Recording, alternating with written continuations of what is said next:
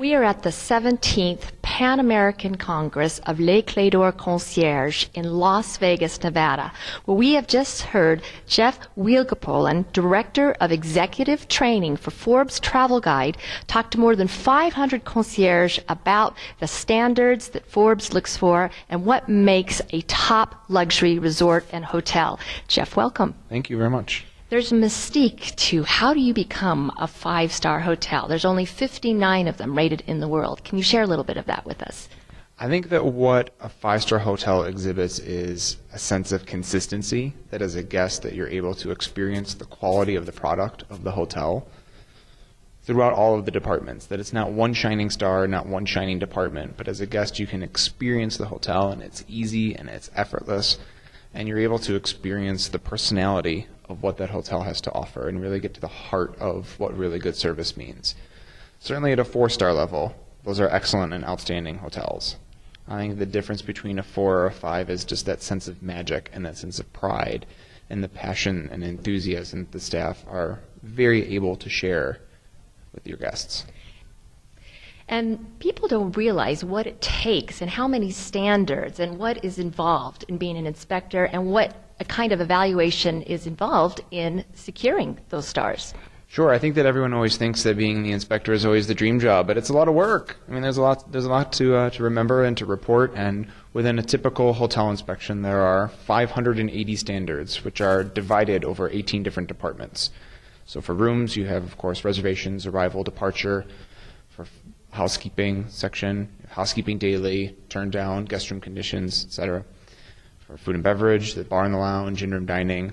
Obviously, multiple more departments that I have left out, but a key part for the rooms division aspect is that we will always inspect the concierge.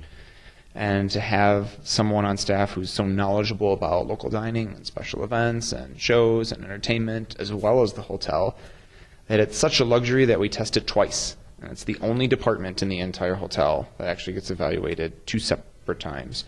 And we'll typically test one time over the phone and one time in person, so that way we can get a sense as a guest. You can call pre-arrival and helpfully plan your stay. You can call from the comfort of your room in your pajamas and find out where you should go, what you should do tomorrow. Or you can go down to the front desk or the concierge desk and be able to have a really consistent, solid experience there as well.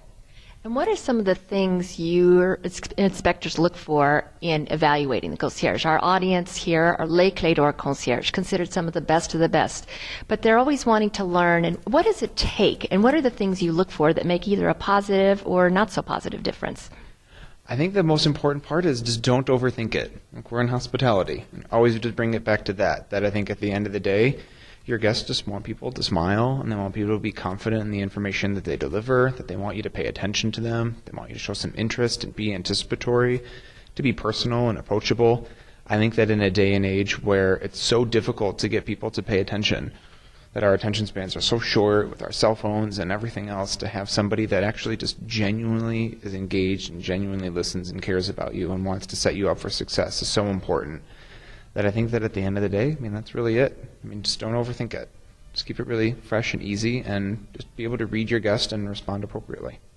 Keeping it real, keeping it fresh, keeping it easy, embracing those standards.